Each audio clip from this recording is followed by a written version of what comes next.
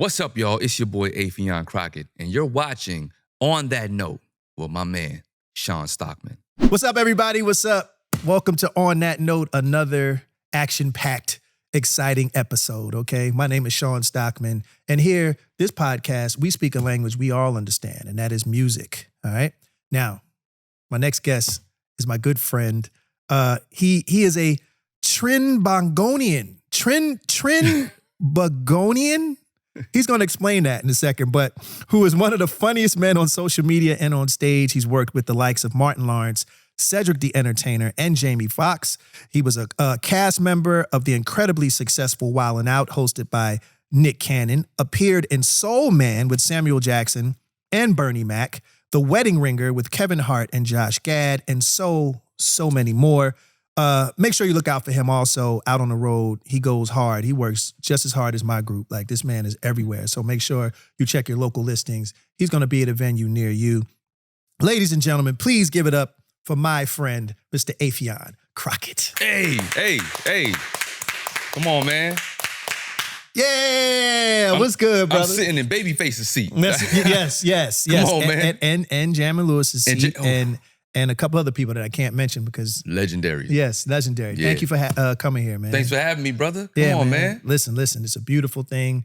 Again, this is a new concept still, but I'm so happy that I've had friends like yourself in support and kind of getting the concept and getting to understand. And this ain't about anything negative.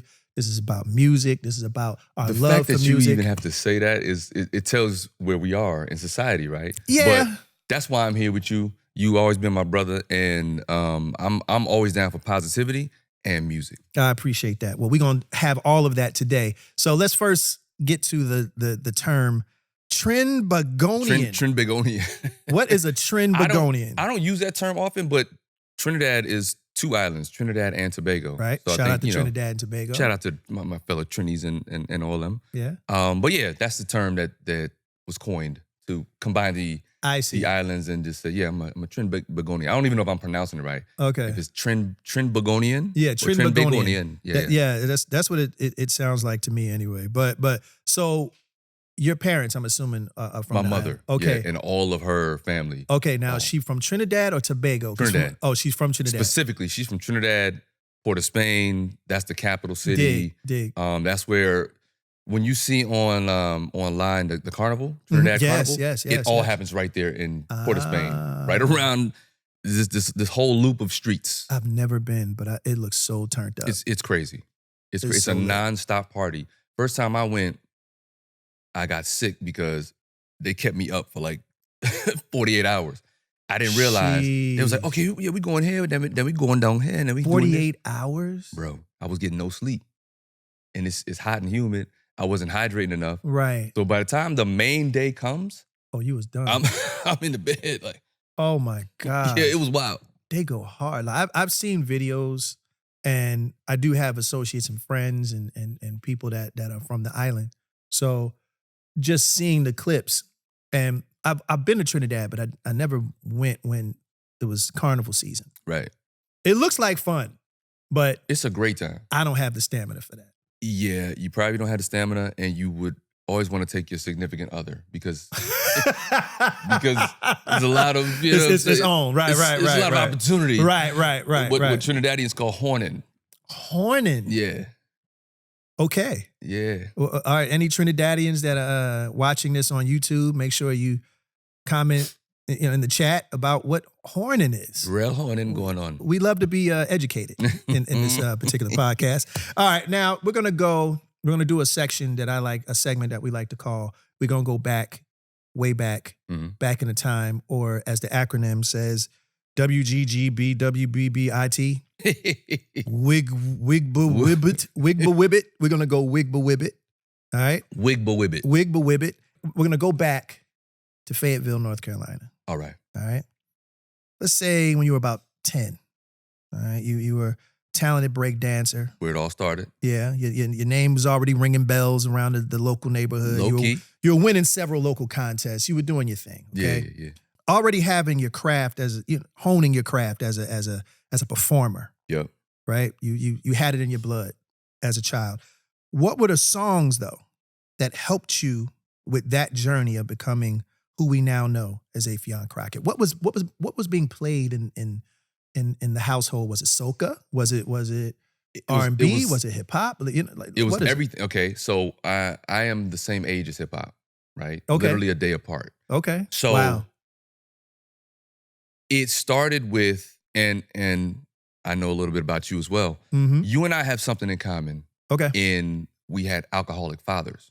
Okay. Right? Okay. My dad was a happy drunk. He was not a violent drunk. No, mine too. And Right. and let me be clear. Thurman was not a super alcoholic. He just drank. Gotcha. And to the point where it became a health hazard and he had to stop. Right. So yes, Well, but yes. my father, unfortunately, it was an addiction for him all the way up until the end. That's what took him out, liver, all of the things. But the beauty in that story was he always was playing Stevie, Isley Brothers, Marvin, Jackson 5, Smokey. The soulful standards. Oh my gosh. Yeah.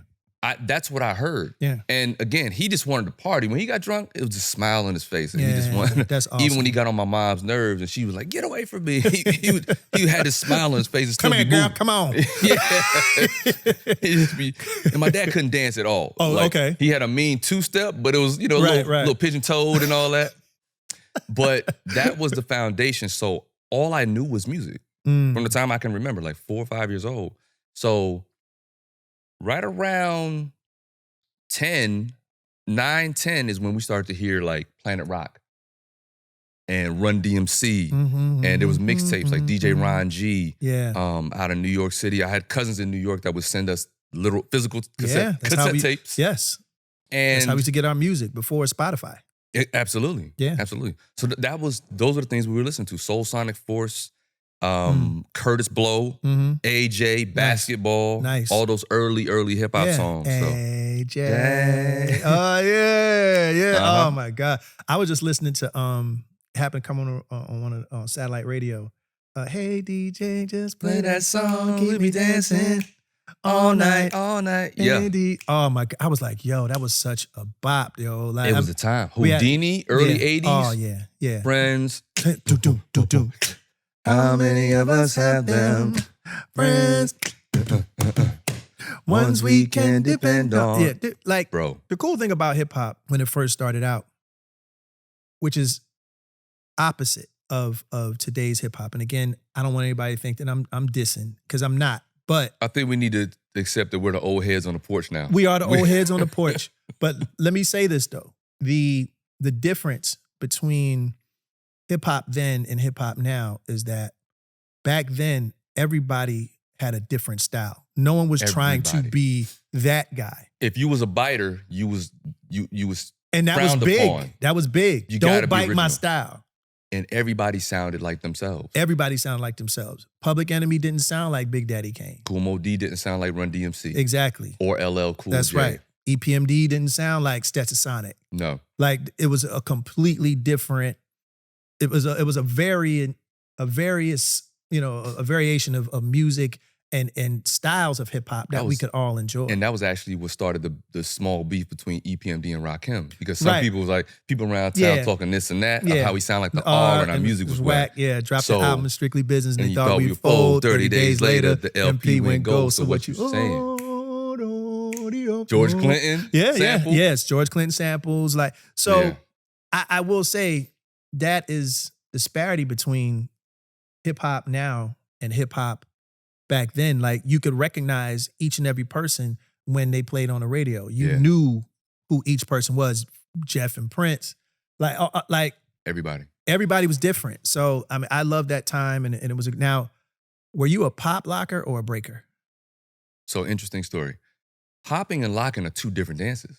True. So there was a song, I want to say it was Lakeside, that used the term pop locking at the Holiday Inn. So that's where the term came from. But the two dances are actually separate. Very true. Locking is from who people know as Rerun. Yes. His group, The Lockers. Yes. Ozone from Breaking. Yep, or Shabba-Doo. That's right. Rerun's real name was Penguin in the group. Okay. And so I learned to b-boy first, breaking. Okay. I learned that first. Okay. And then from watching breaking and watching all the movies of the 80s, Beat Street, of course. Yep. Then we started learning how to pop, Yes. which is from the Electric Boogaloo. Yes. So I did a little bit of all of it, but it started with breaking. Okay. Like I could spin on my back, spin on my head. I could windmill. You could windmill. Oh yeah, I was doing it all at 12 years old. Windmill was hard for me, man. Like every time I would try to windmill, like I would get it a little bit, and then I would just quit because it would start hurting my shoulders, because you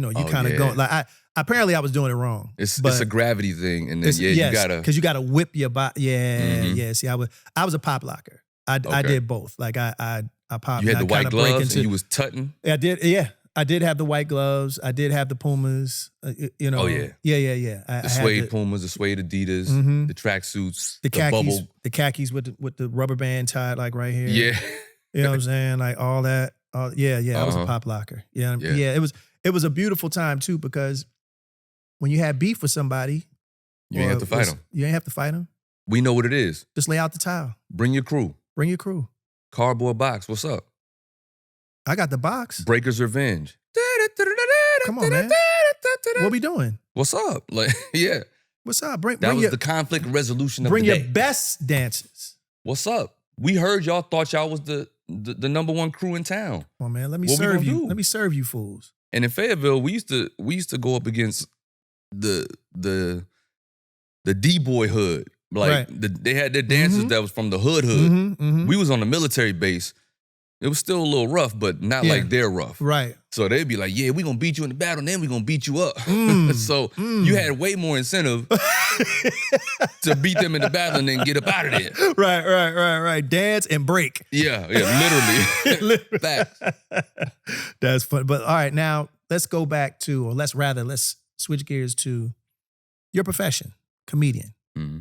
Now you are known as a physical comedian. Absolutely. Can you please explain to the people, in case they don't know, what a physical comedian is opposed to just a regular stand-up comedian? Literally, you use your whole body, right? My template for that is Martin Lawrence, Jim Carrey, Jerry Lewis. You know, Steve Martin was heavy. For sure. The Jerk was a movie that I grew up on. Love The Jerk. So yeah, I like to use my whole body, because when I'm on stage, even though it's called stand-up comedy, and I'm a huge Eddie Murphy fan, but even Eddie, if you watch Delirious, and when he's in the red leather suit, he's using the whole stage. Yes, he is. He's using his voice, he's singing, he's doing impressions. It's true. The jokes are on point, and his body movement is just like, he's at Constitution Hall in DC.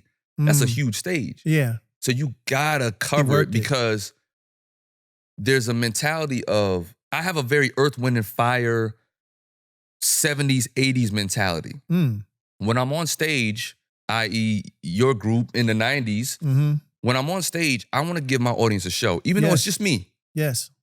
But they got to have something to look at with the joke. 100%, yeah. I'm going to break a sweat. I got my towel up there. Yes. I'm acting out my jokes. Yeah. Physicality. Yeah. So, yeah, I don't mind throwing my body on the ground. Right. Doing dance moves, you know what I'm saying? So, right.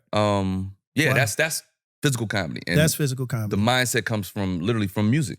From watching bands with guitars and trumpets and horns. Parliament Funkadelic? Yeah. Oh, no, that was a theater show. Parliament was theater. Yeah. Like, it was like a Broadway play with a spaceship, a man in diapers, and silver boots, and the whole 9 yards. Yeah. Sir Nose. Sir Nose devoid of funk. Like, yeah, that's crazy. I have a lot of friends, fortunately, that are comedians, and I always ask, like, the ability to stand on stage. See, I have the luxury of standing beside two of some of the greatest singers in the world. Right. In comparison, and you're also doing songs that the world knows. Right. So in comparison, in comparison, my job's a little easier.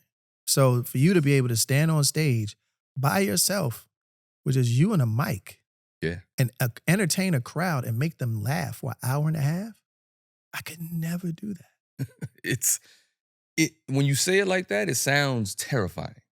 Yeah. But as you trust the muscle of it, it's like a boxer. Like, it sounds terrifying to get in the ring multiple times and get punched in the face or in the body and get punched everywhere. I'm not trying to get punched in the face. That's what I'm saying. Getting punched in the face feels like getting punched in the face. Correct. So, but once you condition your body and you've done it 100 times, 1,000 times, now it's just muscle memory. Right, that's true. Yeah. That's true. It's still amazing to me. No, it's amazing. I just don't. I've taken the terror out of it. I used to be terrified before I go on stage. Now I'm just a little nervous.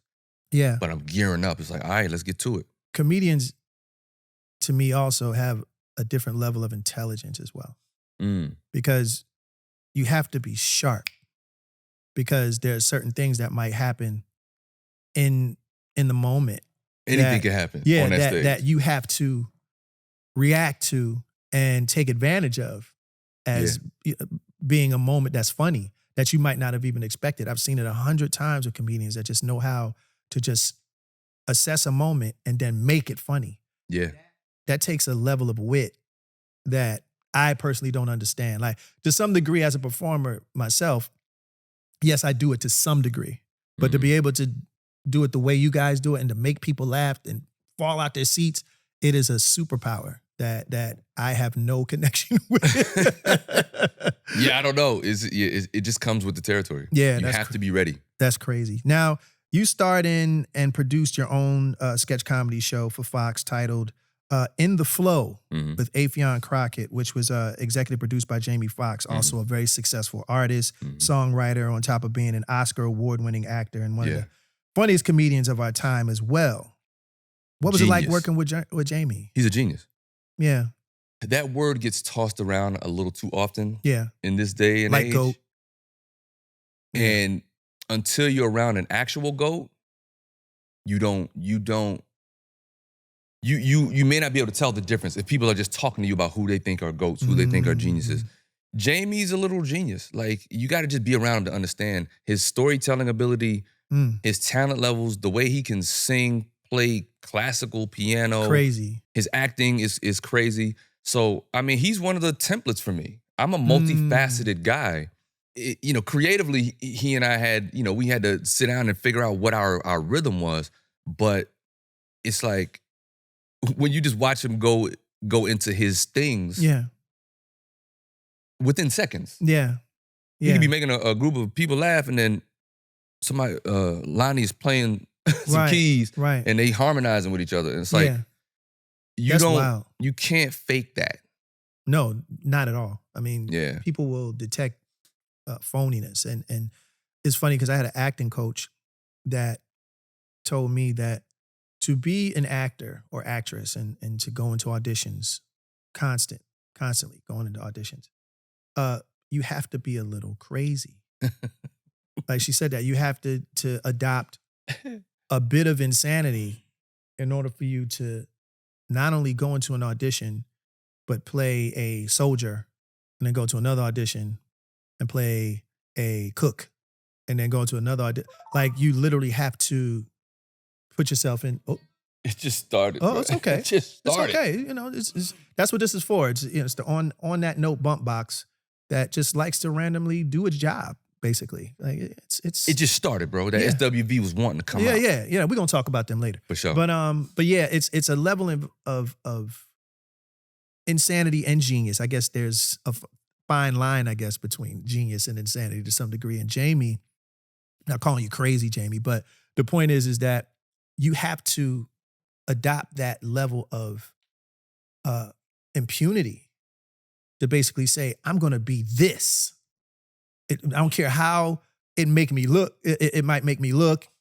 I'm gonna do this, and I'm gonna play Ray Charles, right? And I'm gonna kill this shit, and I'm gonna make everybody be convinced that I am Ray Charles. And he won a trophy for that. Yeah. And again, another level of respect for actors like yourself, comedians like yourself, who just know how to lock into a character, right? Or 14. Or 14. That's a hip hop story. So my movie, A Hip Hop Story, is my ode to hip hop and coming to America in the same movie. So me and my boys are playing everybody throughout hip hop's history. Well, the people that we can convincingly portray and look like. So I start with playing Kool Herc in the middle of the park in the Bronx. Wow. Doing the first dance parties. Take it up to Run DMC. Fresh Prince, Big Daddy Kane, Kool Mo D. Like, me and my boys are playing we're being Eddie and Arsenio in Coming to America. Wow. All the way up to Jay-Z, Russell, Luda, Drake, Joe Budden. Like, I'm playing literally 13, 14 people. But it's from watching Eddie, watching Jamie, Right. be able to do even Marlon with sextuplets, right? That's right. But being able to watch somebody who can transition in and out of character in the same project. I was going to ask you, what is the preparation behind something like that? Like that is just... For me, there is no preparation because that's what I do. That's my natural rhythm. I can just turn on certain voices and just and break right out. Turn on certain characters and just break right out of it. I don't need to do the method version. Oh, I see. Where I got to lock in and, oh man, I got to keep talking as this person for 2 weeks. Yeah. Because if I don't, I'm going to lose it. Now, I can pretty much, that's an easy muscle for me. You know what I'm saying?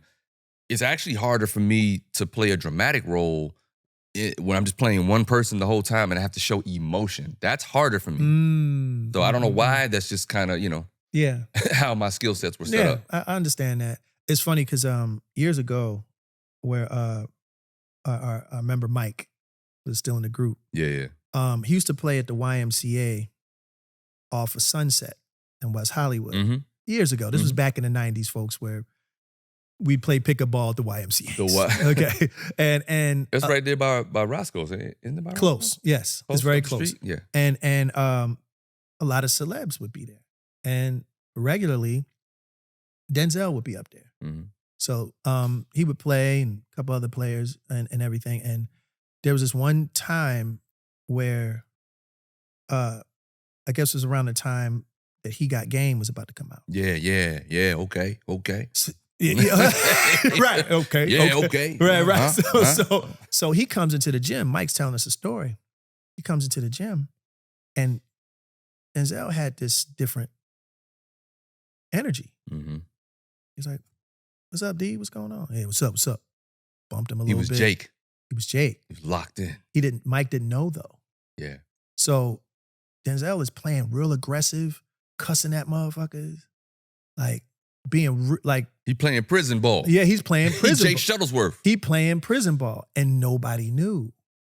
Right. So Mike was like, "Yo, man, I was about to bust his ass. Like he was going too hard with it." It was like, and then you find out, because back then we were a lot younger. We didn't understand the concept of method acting. Yeah. And Denzel's he does that. That's one of his preferred. Nor do you think you're just going to run into a Denzel Washington at the Y. That's playing true. Ball. That's true. Right? That's true. But see, this is the perks of kind of being but who y'all were in at the time. business. Yeah. You run into people like that from time to For time. sure. And you play ball and you dap and you go about your business. But Right.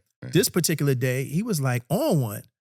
And Mike was like, "Yo, what is up with this nigga, man? Like, the fuck?" He's like, I'm about to bust Denzel ass. I'm about to bust Denzel. I'm about to fuck Denzel up. And I was like, okay. So again, the reason why I say that is because I've heard instances of people going real, real deep, sometimes too deep. Like, for example, Heath Ledger and when he was playing the Joker and you hear about what happened to him, he had to take all kinds of, he had to do things rather. I don't want to put it out there and say anything wrong, but he had to do some things to come off of that particular character. And unfortunately, he lost his life for that. So I just... See, for me, and this could be a good or bad thing. Maybe I get an Oscar one day or not. I have a philosophy that it still has to be art, meaning if it's going to jeopardize my life or my mental well-being, it's too much. Yeah. There's something else now involved in the process. Yes. For me, it has to remain entertainment, art, as prolific as it might be. There's a point that I will not go beyond. Yeah. Because I'm still a human being. I'm still the vessel that has to play this part. So I don't care what the standard is or what the industry says. You got to lose yourself and you got to. Brother, I get it. I'm not willing to do that. I get it. I mean, because it does take a toll, like in some respects. And kudos to those actors who can wipe their slate clean and clear their palate. Yeah, I focus on trying to get really good within that boundary. You know what I mean? Yes. Being able to lock into a character and really portray it, really play it. And as soon as the director says cut, I'm Affion again. Yes. that has to be there for me. Yes. Also, speaking of Jamie, back to him, and he was talking about when he was playing in Django, how DiCaprio, yeah, he wouldn't. He just, he wouldn't break. He wouldn't break. He ain't talked to him, what he said, for like 3 months? Yeah. 6 months? Something crazy. That's insane. Until the rap party. Wow. But then I'm assuming Jamie understood, but to some degree, it still had to have some that level still has to mess with your psyche. Yeah, though. a little discomfort. Yeah, but that's why DiCaprio is DiCaprio. Yeah, that is true. That is true. Now, you hosted the reunion special for the TV series Martin, titled Martin the Reunion, that aired in 2022. I think that's where we officially met. Or have we met before that? I feel like we met a few times throughout. Okay. At certain events. Yeah. I've at least introduced myself to you. Yes. Yes. At Martin's, at the Star and the Walk of Fame. We met before that. But was it the reunion? I feel like it was before that. It might have been, but I saw you there. We kicked it more.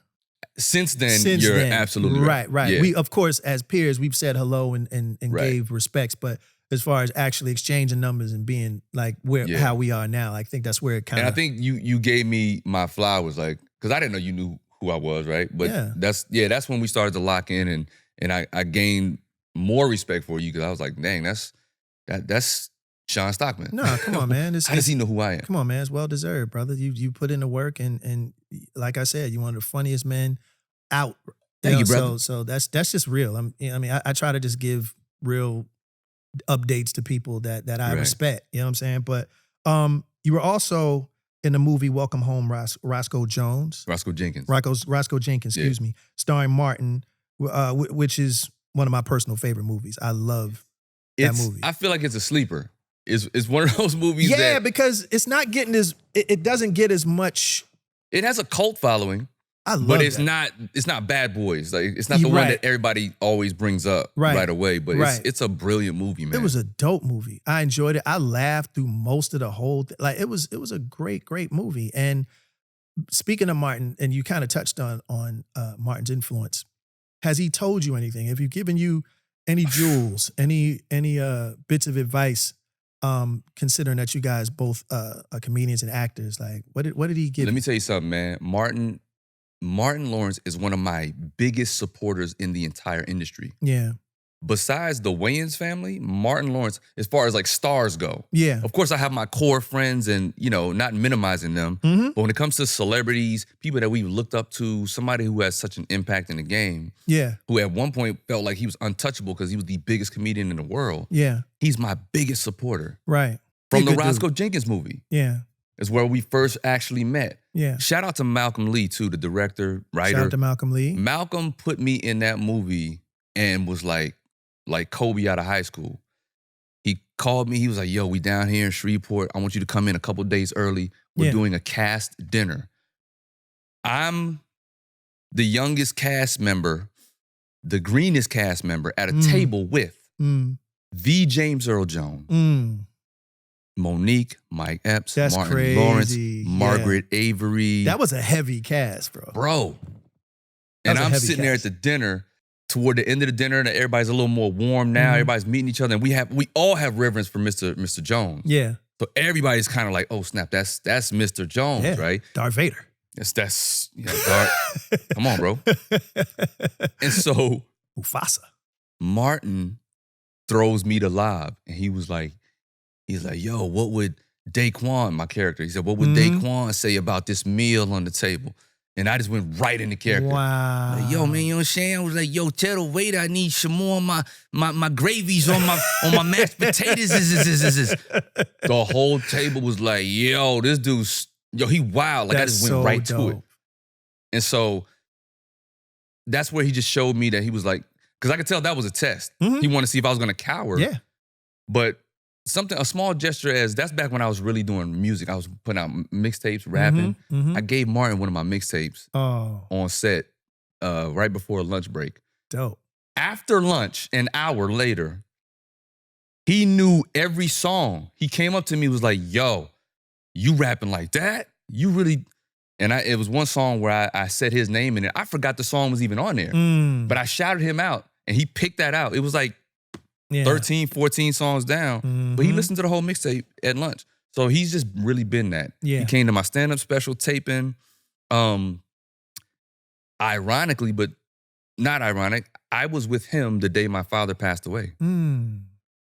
I already knew what was going on. I had just left my father in North Carolina 2 days before. My sister had called me. My mom called me. It was an emergency. They had to rush him in. I knew what was going on, so I opted to not immediately go back to the hospital and see what was transitioning. And that day I had already scheduled that I had to work with Martin on this project. I knew that my father would have rather me be there anyway, because he loved Martin. Of course. But yeah, I was with Martin the day my father transitioned. So Martin means more to me than just the guy I look up to. He's a true big brother, true friend, and I'll always cherish that relationship. Martin's always been that way, and he has a great memory too. And he's real cerebral in the sense of that sounds like something he would do. Listen to the whole record and then absorb it. Being upstarts in the industry, back in 1991, we were doing something with Martin, and he was bubbling too. And it was me and the guys. That's when we had the little tape cassette. It's like, yo, we want you to hear our new music. It was the Cooley High Harmony album. And he heard Please Don't Go. He was like, man, you guys are out of here. Dog. Like he felt it. Yeah. So, and he always remembered that. He brings it up from time to time. Right. Like, he's like, remember, like in 91, we were at a hotel. I was like, I remember Martin. I was like, so. Never forget that. He that. never, ever forgets. Now, I don't want to break a code of ethics when I ask this question. So you have the permission to correct me if need be. For sure. But as a comedian, right, is there a joke you've heard from another comedian that you said, man, I wish I wrote that? A lot of times you be like, man, that was so brilliant. Or it might be in the category of things you already think about, but they just phrased it so perfectly. Yeah. You always are going to have that moment of, damn, I wish I'd, Right. That joke is fire. Yeah. Now, how long does it take to, because I've heard people talk about sometimes it would take weeks to craft a joke, to get it to where it's perfect. And from the delivery to the words to from the tail end from the beginning to the tail end. Right. How long does it take for a joke to be crafted for you? It depends on the joke. Every joke is not the same. Sometimes it comes instantaneously. Sometimes a lot of jokes I write come from freestyles when I'm on stage during my show. I'll think of it and get it, and I'll watch the tape, or I'll just remember it, and I just add it to my list. Yeah. Because I keep all my jokes in note form. Oh, I was about to say, I was going to ask you, do you actually have an actual book where you write the jokes, or do you Rain Man, or do you Rain Man? Yeah. Well, not total. I'm not total Biggie and Jay-Z with it's all in my head. Right. I do outlines. I'll do the topic and then the subtopics. Okay. And I'll remember the beats. Yeah. And when I'm on stage, I keep my screensaver will have my thing. See. Just in case I forget my place. Sure. I freestyle something and be like, man, where was I? Yeah. And I'll just pull out and I'll look at the outline on my screensaver. Yeah. But yeah, man, I pretty much, I don't physically write anymore or like type everything out because it doesn't always take that for me. Yeah, I understand. I mean, but what you mentioned is like a set list for me and my guys. Yes. Oh, I'll straight forget. Yeah. Where we at. And we've done the show 100 times and I'll go into But that set list gonna be right there by that monitor. Gonna be, yep. Oh, in several places, printed out. Yes. Yeah. Yes. Yeah. Okay. Yeah, that's again, fascinated with comedians because to hear greats like yourself spit off a joke, the timing's perfect, the cadence is perfect, the punchline is perfect. I always wonder, because again, as an entertainer, I enjoy the show, but I'm also looking at the process. Right. Like whenever I see a show, I can't really enjoy the show. Because you're breaking down. I'm looking at the mechanics band, of it all. I'm looking at the lights. I'm looking at the wardrobe. Like it's just innate. Like I'm just like you. Yeah.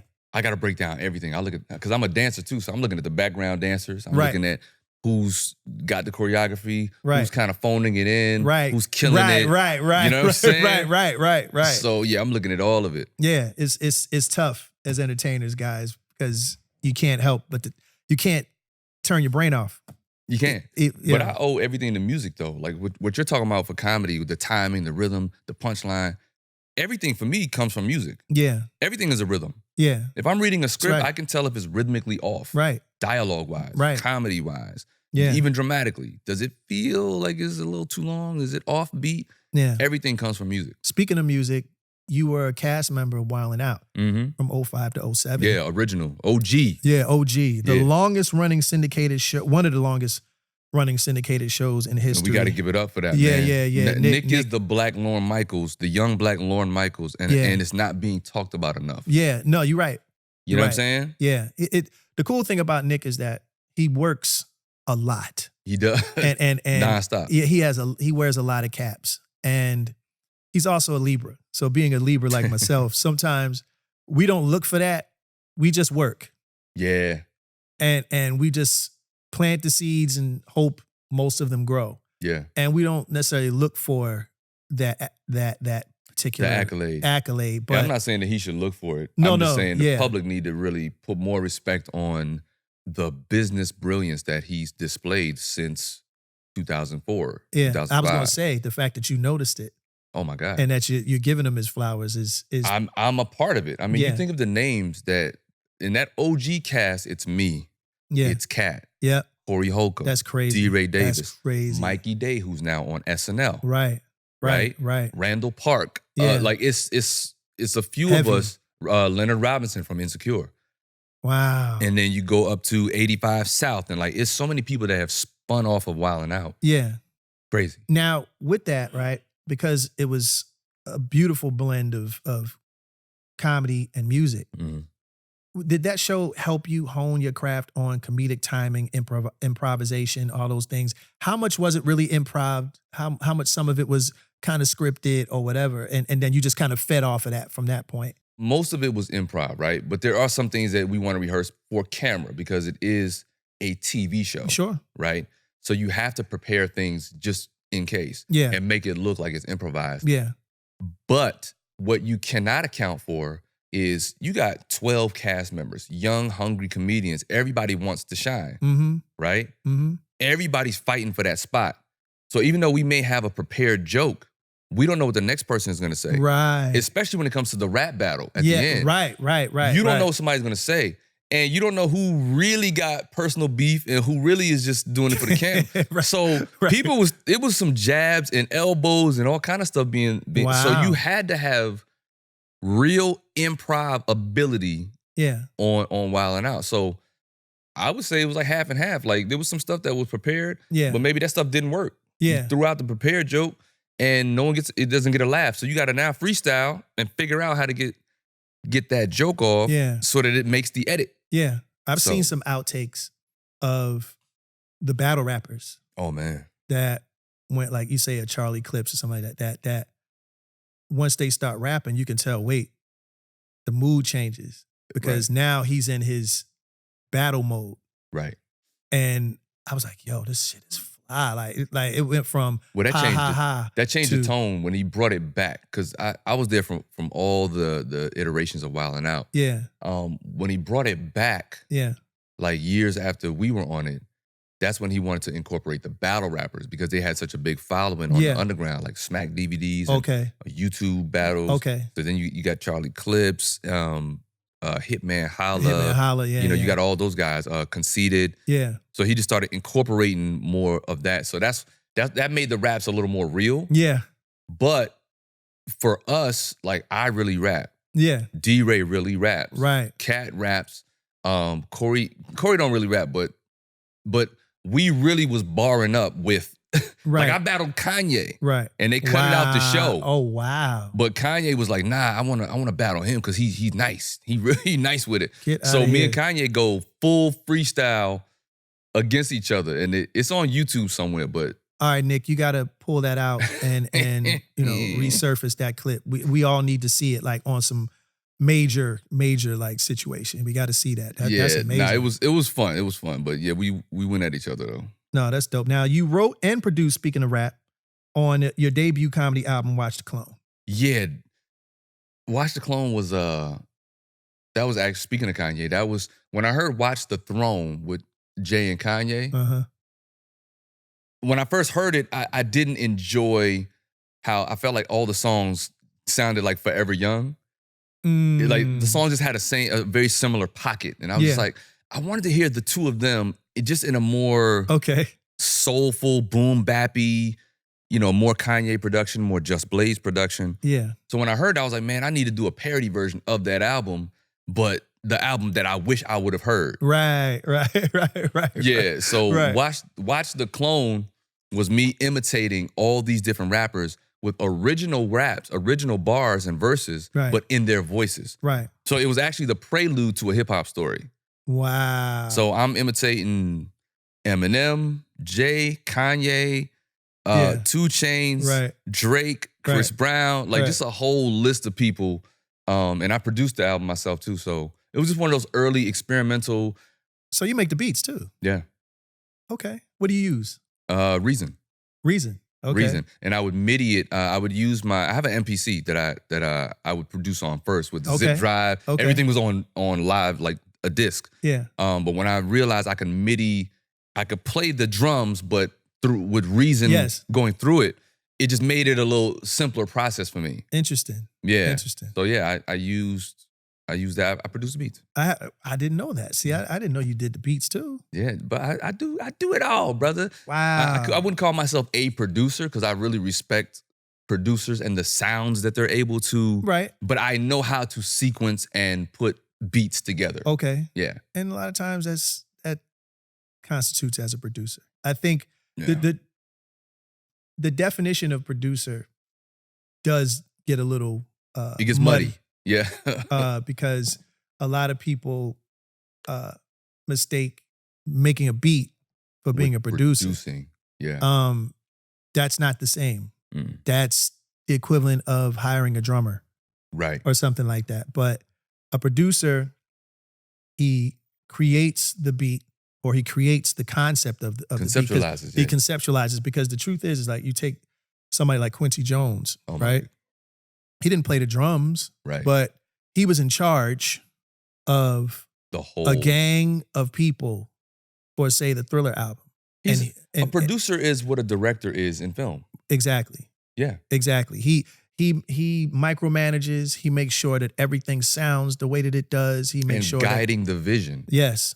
Yeah. He makes sure that the guitars has everything he needs. The drummer has all the mics mic'd right for the toms and all that. Like he's cerebral as well, as far as just making sure everything sounds the way that it does. And he completes the project. He mixes the project. He makes sure the vocals are right and all that other stuff. It's also a testament of just how much the industry changed. You may not need to be in charge of a 60-man crew anymore to make a quality album. But still, the responsibility of a producer is not just to create the beat itself, but being in the studio, working with the artist, making sure the cadence is right, adding elements to the artist's performance, whether they wrote the song or not. Right. And creating a body of work that we'll eventually hear at the end.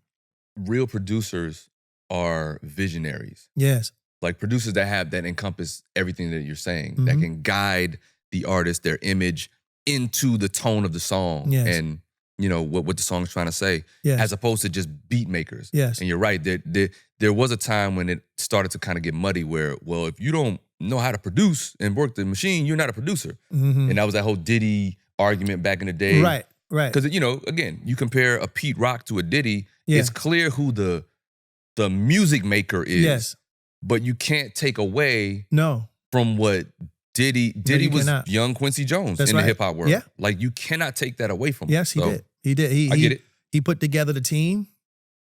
He the funded wardrobe. The team. And he had the ear to understand what would hit and what didn't. Yo, Mary, you got to sing over this. Right. Milk and Giz song. You know what I mean? This beat. Right. He had to be. I heard that. I heard that. Crazy. Jodeci didn't like to Come and Talk to Me. Right. Remix at first. They didn't like it. I heard that too. But again, Puff had a vision and he understood, nah, this is going bang. And he was absolutely right. Yeah. Now, have you ever had a major record label deal? No. Never. No. Would you want one? Would you want to be, considering that you are a rapper, you are a producer, you make music, has that ever, because I think of guys like Lil Duval, right, who had a great record with Living My Best Life with Snoop. Right. Like he saw success. For sure. He did his thing, and considering the fact that you do that too, right. Would you ever consider coming out with a full-length album, studio record under a major imprint or something like that? I've always seen myself, shout out to J. Cole, he's from Fayetteville too. Yeah. I've always seen myself in that same vein. Like I can rap next to the best rapper, right? Mm-hmm. Projects like Watch the Clone, projects like A Hip Hop Story Mm-hmm. is me showing you I can take your favorite rapper's voice and their cadence, write an original rap, and then go and write 10 more raps for 10 different rappers.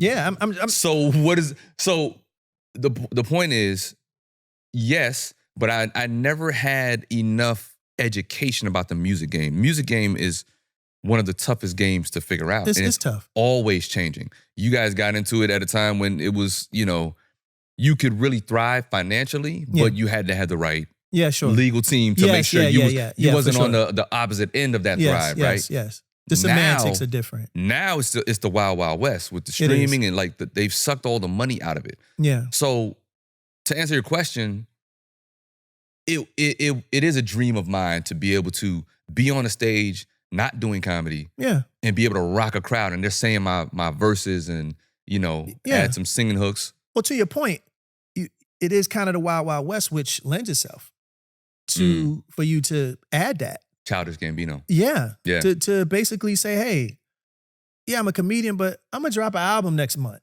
Right. You have millions of followers. That would algorithmic. The algorithm don't allow you to reach your followers, but what I'm saying is, I would definitely need a major label, somebody to guide that, because I just don't have the time or the knowledge of the music. So for me to do it, it would have to be somebody like Republic saying, no, we want to put an Affion project out because we know what you got. I think it would be advantageous considering the fact that, and this is what people don't understand, and we'll talk out off camera, but right. because you meet your audience every time when you're at a show. Me and my guys were foot soldiers. We see our audience. Yeah. We know what they look like. We know what they like. We know what age group they are. We know the gender, all of that stuff. So all of that is data. So for you to be able to say, okay, I know what kind of jokes that hit in certain spots. Some hit all the time. Some are regional, whatever. I can put together a record, put together an album, put it on a QR code, put it up before the show that's starts. How I do everything now. Anyway, I sell my movie that way. I got the QR codes. It has my merch, my email list. Throw a couple songs. And my movie. I hear you. Look at Quincy. Look at young Quincy. No, I'm just saying, throw a couple of songs on there, bro. On top of all the merch and all this other stuff. Just throw a little. I mean, I do have an EP that I dropped during the pandemic. Okay. And we're gonna get into that, but you already know. In the midst of that, just throw a little. Give him a little taste. And then you'll I've been working on some stuff, Shawn Stockman. I might call you for a hook. You know what I'm saying? That's what this is all leading up to. I mean, come on, let's get this hook cracking, bro. I'm always scheming. You know what I'm saying? Now, we talked on the plane. I remember this. Like a few months ago. And Affion, he's serious when he say he's real about his music. He's real about his music. And he exposed me to some artists and some songs that I haven't even heard of. And he has a great playlist. And you also mentioned that you did a little DJing during the pandemic. Yeah. Just to entertain the people while we were sitting at home. Shout out to D Nice, because he heard what I was doing, and he would invite me to take over his Club Quarantine channel. Yeah. Just with my laptop and playlist. I didn't have no tables. Wow. But he just heard my selection. He was Yeah. like, yo, Ape is, he next level with his selection. Yeah. And then he invited me on, when he did the anniversary for CQ, he did a live marathon at his crib. Okay. And so he's on live, and he said, yo, bring your laptop. We'll go back and forth. Shout out to D-Nice. Shout out to D-Nice. That's my brother. My guy. For Yeah, years. yeah. But we couldn't get the tech to work between the laptop, his tables. So he showed me on live how to work the tables. Like I used to DJ back on vinyl like when I was 12, but I forgot the mechanics. So he showed me on live how to do the Serato version in the digital controllers. Is it hard? Not once you get it, it's not difficult to get the basics. Okay. But respect to all DJs, like it's a lot more in those tables that I would say, you know, I can mix, I can blend. My rhythm is good, my ear is good to be able to go from one song to the next for like 4 hours. Yeah. But to DJ and really like put that time in and be able to blend and cut and understand how the board works. Yes. That takes some time. But that's part of what you just mentioned, the blending, knowing that this song goes great in transition with the next song. Like that's hard to do. And I'm sure we've all seen DJs that don't do it that well. And we've seen DJs who are technically sound and have no selection. That's true. Their ear is horrible. That's true. Yeah. That's true. Yes. You have a great playlist. It's very broad. It's vast. That's awesome. It's vast, which is why you're a perfect guest on the show. Well, since you in that mood, man. I see you got the guitar right there. Yeah, I brought the guitar. Shout out to Brandon Soriano and the good folks at Yamaha who blessed me with this amazing guitar. It's amazing. I'm going to put a little reverb on it, a little vibe. Oh, that's crazy. Yeah. I might need one of them. Oh, it's amazing. It's amazing, man. It's a really cool. It's like a drum machine in a guitar.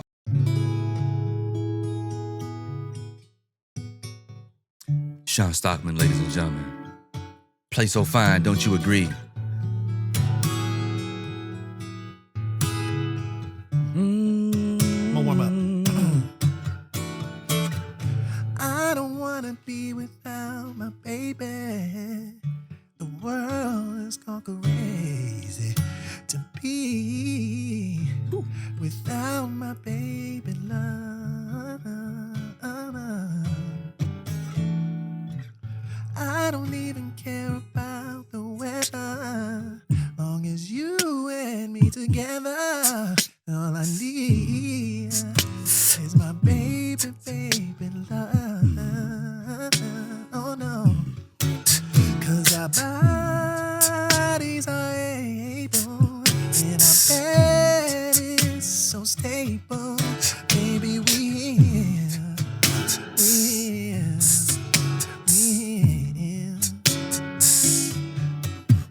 No matter what they do, I don't care what they say. I love anyway, 'cause we here.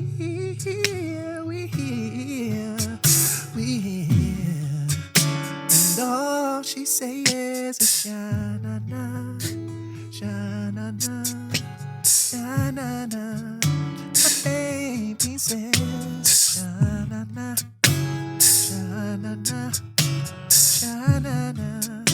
All right, I had to warm up.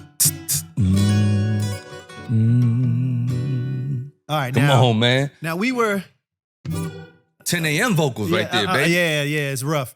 But we were singing something earlier before the cameras rolled. Oh, we went back to one of your classics, man. We went back to that Talk about body roll music and getting right to the point. That's right.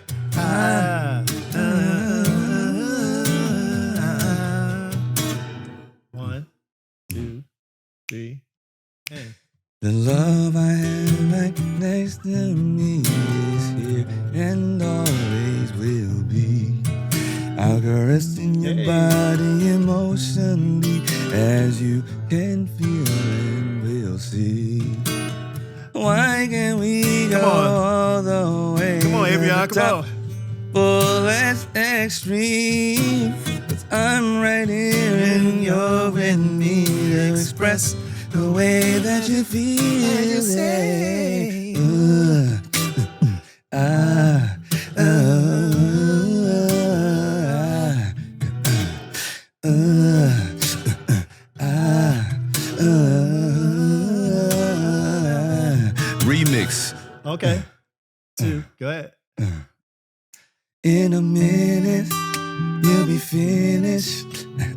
Was I all that you hoped and dreamed? Was it strong enough baby, to make you feel me? Did I dig too deep in your mind? You were thinking of ways to make me work for something we both wanted. Come on, Affion, come on. All that one thing, all I heard you say was,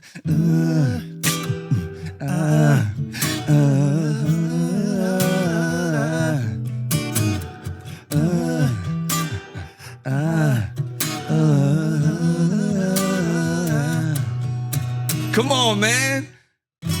I just sang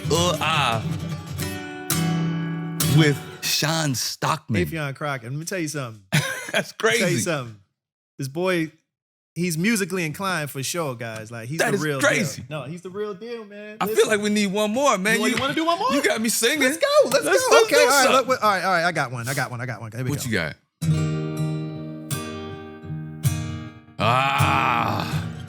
Shout out to Eddie Murphy. Boomerang soundtrack. Biggest song in the world. End of the road. Ladies and gentlemen, Shawn Stockman. We belong together, and you know that I'm right.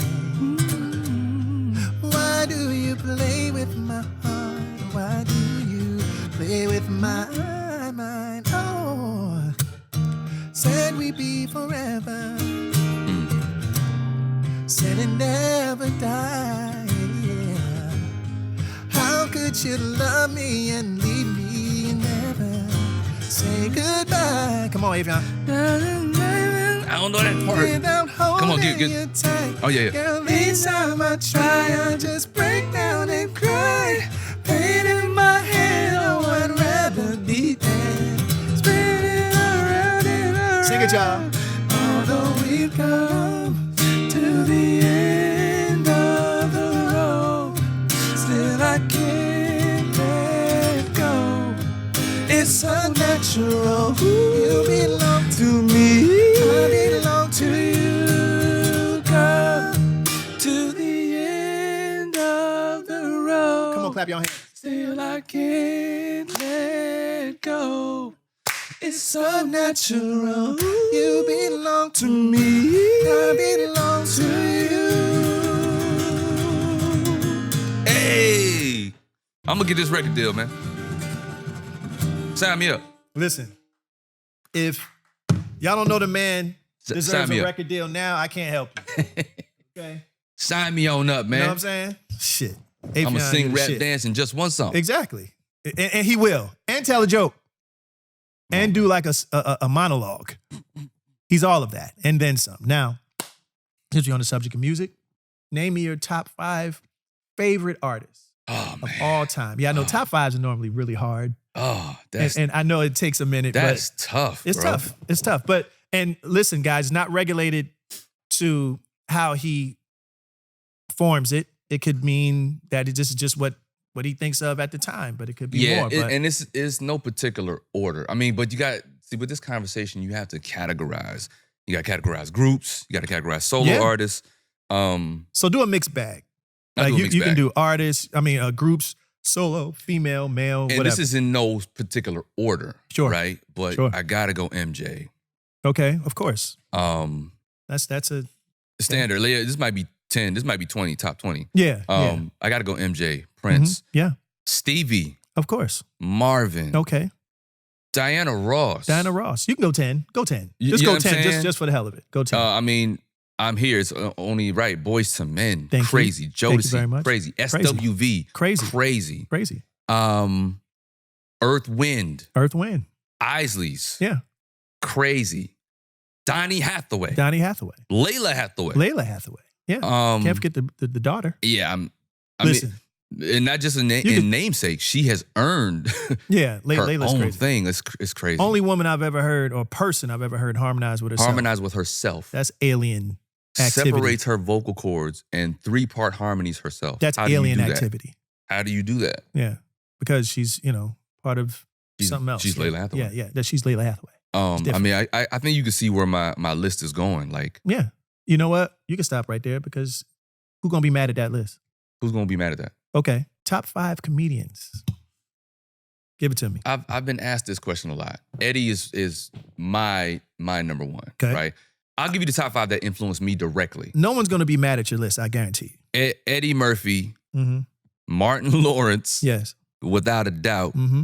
The whole Wayans family. Okay. I grouped them because in Living Color, Yeah, sure. the Keenan, like they just impacted the culture from the movies, everything. The Wayans you family can give is them a Voltron dynasty. status. Voltron Yeah. status. Yeah, sure. Yeah. Mhm. Chris Rock, Genius. George Carlin. George Carlin. People don't, I don't know if they sleep on George, but when it comes to comedians and folks that I know, a lot of people don't mention George. But when I say George has some of the most prophetic Yes. jokes, like he was Political, talking about prophetic. 2025 30 years ago. Yeah. Incredible. Yeah. And just his political savvy. Yes. And then I got to throw in a 6, and not that she's number 6, but also highly influential, Mhm. Whoopi Goldberg. Yeah, at 100%.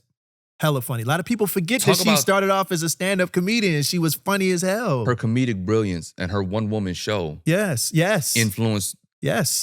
me 1,000%. Yes. And then watching Changed the her on those comic relief shows, Mm-hmm. she's up there hosting with 2 of the most brilliant comedic minds, Williams. Billy Crystal and Robin Williams. That's right. And she's up there tussling with him, holding her own. Holding her own. She does not get enough mention, but Whoopi Goldberg is definitely like Yes. in my top list. 100%. Last thing, you walk into a restaurant, about to get something to eat. Mm-hmm. You sit down, and then your younger self from 30 years ago sits down with you. What do you tell your younger self as you guys are eating in like rolls and pasta? What would you tell your younger self about the future? Like, what advice would you give young Affion? I would tell him, don't change a note, because whatever you're about to do gets me here, right?